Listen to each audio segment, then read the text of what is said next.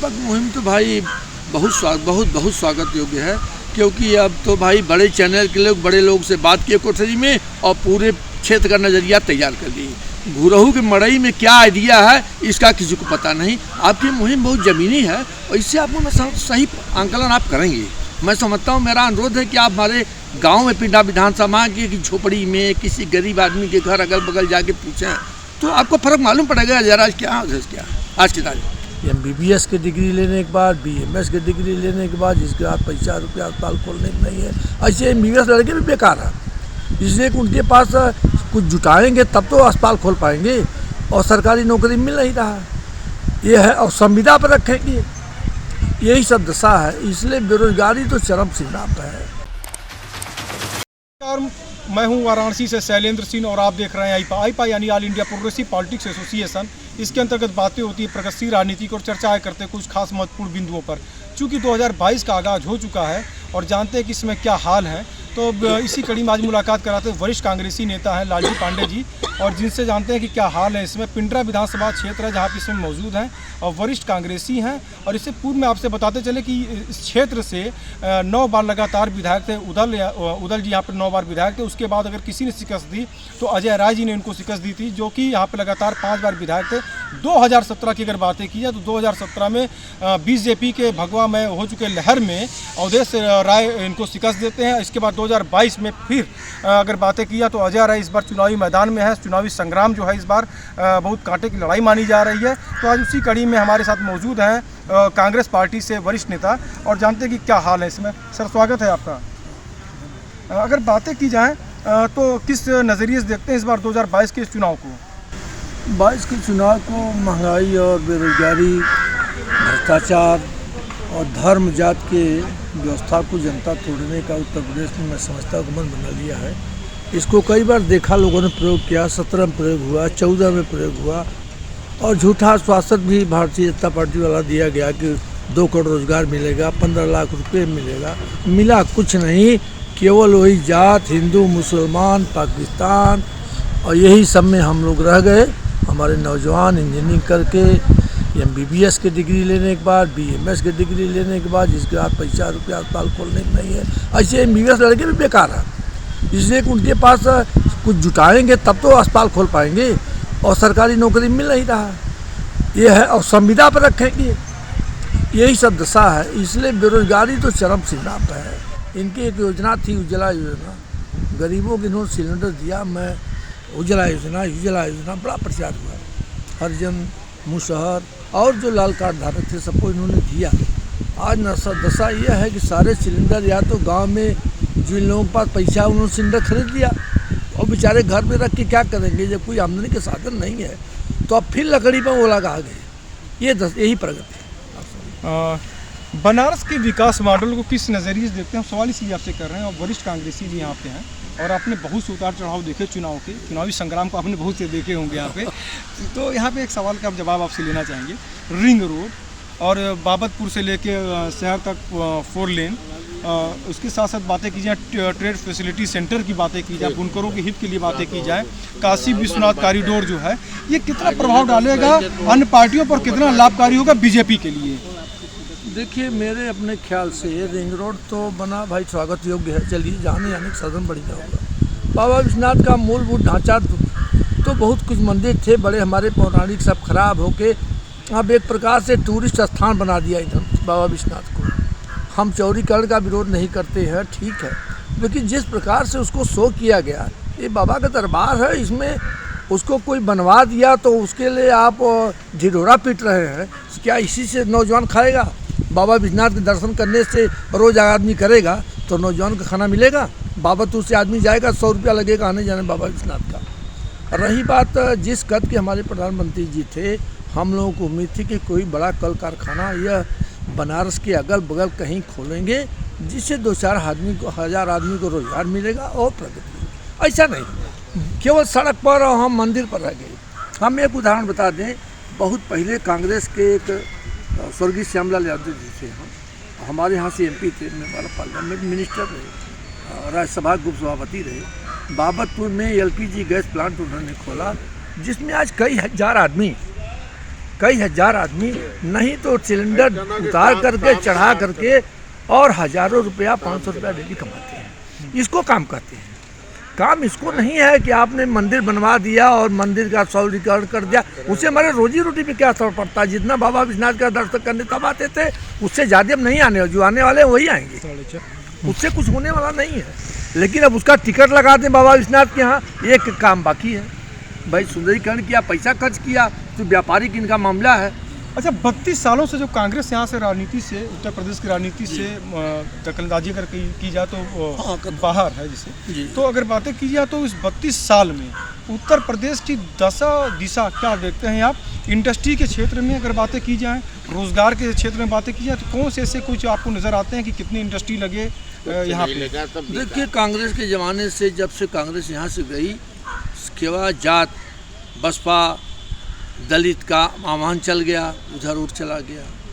यादव जी हमारे समाजवादी का था, उनका भाई यादव अदरबर्ग चले गए।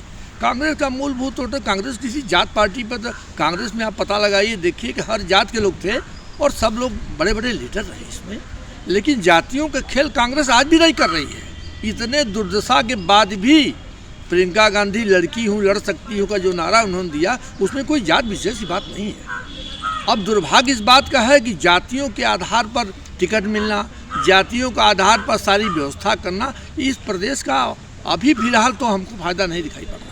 देखिए, प्रियंका जी जिस तरीके से परफॉर्मेंस जो चल रहा है, उम्भा कांड होता है, वहाँ पहुँच जाती हैं। उसके साथ साथ अगर किसानों के ऊपर गाड़ी चढ़ाने के मामले रहे हों, उसके साथ साथ उन्नाव के जो कांड जो रहे हैं वहाँ पहुँच रहे हैं, तो इसका कितना लाभ मिलेगा? चूँकि हम इसलिए आपसे पूछ रहे हैं कि उस पीड़ित परिवारों को इन्होंने टिकट भी दिया विधायकी के लिए, MLA के लिए, तो कितना लाभ कितना हानि?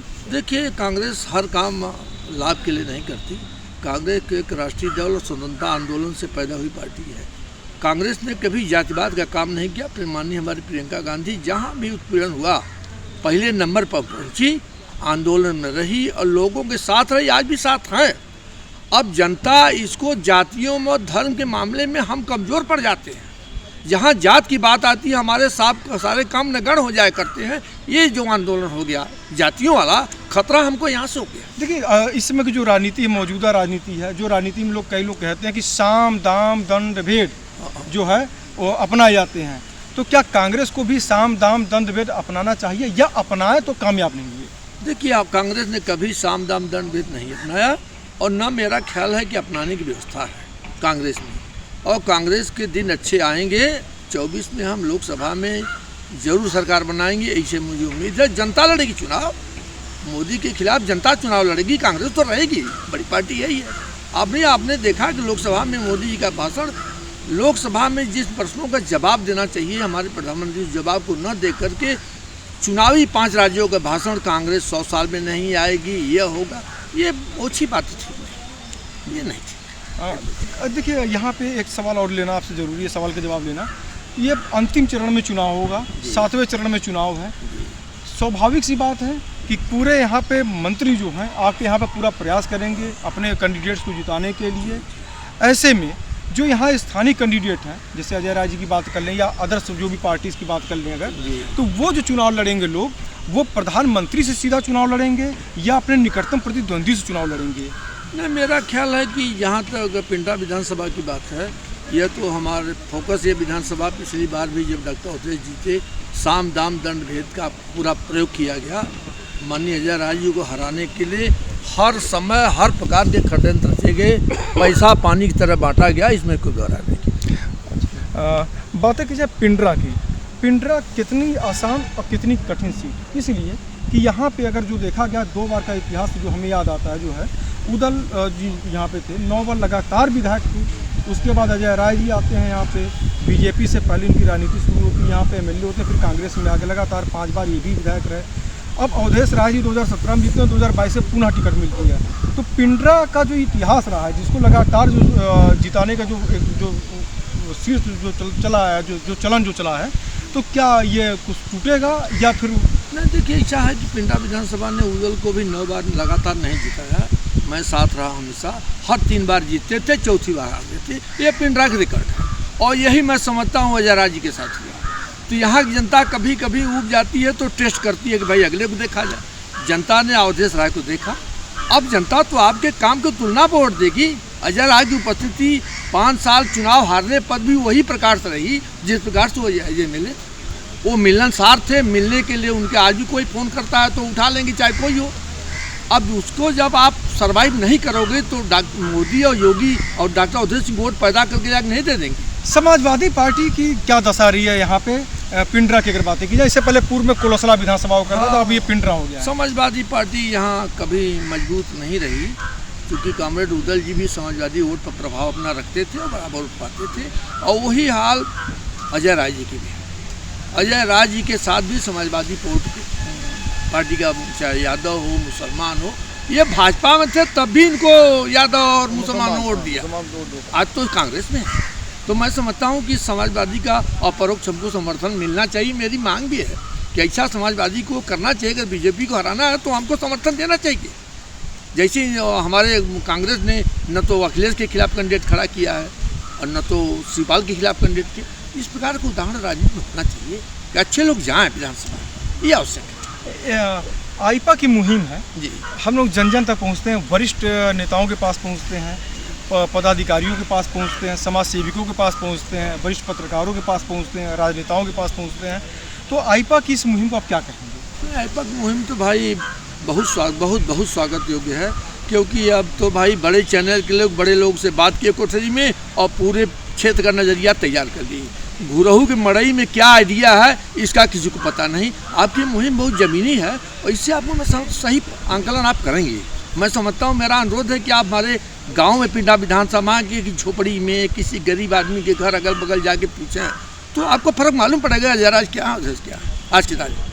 तो देखिए, आप थे हमारे साथ यहाँ पे वरिष्ठ नेता कांग्रेस पार्टी से, और जिन्होंने बताया कि 2022 का चुनाव किन मुद्दों के साथ होगा और जनता जनार्दन किन मुद्दों के साथ अपने वोट का आशीर्वाद अपने प्रत्याशी को देंगे। और कहीं ना कहीं से इन्होंने बताना चाहा कि कांग्रेस पार्टी के जो अजय राय जो हैं, निश्चित ही जनता का आशीर्वाद वोट के रूप में अजय राय को मिलेगा। वाराणसी से शैलेंद्र सिंह, आईपा।